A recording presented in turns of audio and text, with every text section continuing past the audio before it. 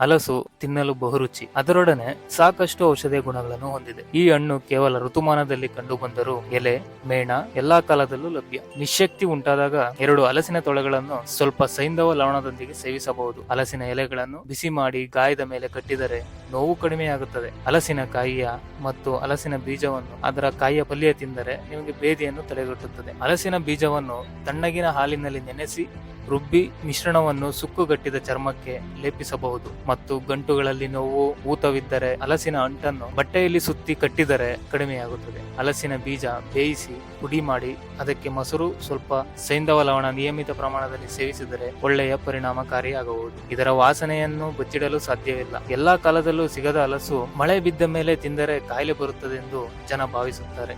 ಈ ಹಣ್ಣು ಕಾಯಿಲೆ ಉಪಶಮನಕ್ಕೆ ಸಹಾಯ ಮಾಡುವುದಲ್ಲದೆ ಕಾಯಿಲೆ ಬರದಂತೆ ತಡೆಗಟ್ಟುತ್ತದೆ. ಈ ಹಣ್ಣಿನಲ್ಲಿ ವಿಟಮಿನ್ ಸಿ ಪೋಷಕಾಂಶ, ಆಂಟಿ ಆಕ್ಸಿಡೆಂಟ್ಗಳು ಹೆಚ್ಚಿನ ಪ್ರಮಾಣದಲ್ಲಿದ್ದು ಶೀತ ಮತ್ತು ಸೋಂಕು ತಡೆಗಟ್ಟಲು ಸಹಾಯಕಾರಿ. ಈ ಹಣ್ಣಿನಲ್ಲಿ ಅಧಿಕ ಖನಿಜಾಂಶವಿರುವುದರಿಂದ ಸಕ್ಕರೆ ಅಂಶವನ್ನು ಹತೋಟಿಯಲ್ಲಿಡುತ್ತದೆ. ಇದರಲ್ಲಿ ಮೆಗ್ನೀಷಿಯಂ, ಕ್ಯಾಲ್ಸಿಯಂ ಅಂಶ ಮೂಳೆ ಸವೆತವನ್ನು ತಡೆಗಟ್ಟಿ ಮೂಳೆಗಳನ್ನು ಬಲಪಡಿಸುತ್ತದೆ. ಹಾರ್ಮೋನ್ಗಳನ್ನು ಸಮತೋಲನದಲ್ಲಿಡುವುದಲ್ಲದೆ ಥೈರಾಯ್ಡ್ ಗ್ರಂಥಿಯ ಆರೋಗ್ಯವನ್ನು ಉತ್ತಮಪಡಿಸುತ್ತದೆ. ಇದರಲ್ಲಿ ನಾರಿನಂಶವಿರುವುದರಿಂದ ಮಲಬದ್ಧತೆಯನ್ನು ಕಡಿಮೆ ಮಾಡುತ್ತದೆ. ಇದರಲ್ಲಿನ ಎ ವಿಟಮಿನ್ ಕಣ್ಣಿಗೆ ಒಳಿತು ಉಂಟು ಮಾಡುತ್ತದೆ. ರಕ್ತಹೀನತೆಯಿಂದ ಬಳಲುವವರು, ಕಬ್ಬಿಣಾಂಶ ಕೊರತೆ ಇರುವವರಿಗೆ ಈ ಹಣ್ಣು ಉತ್ತಮ ಫಲಿತಾಂಶ ನೀಡುತ್ತದೆ.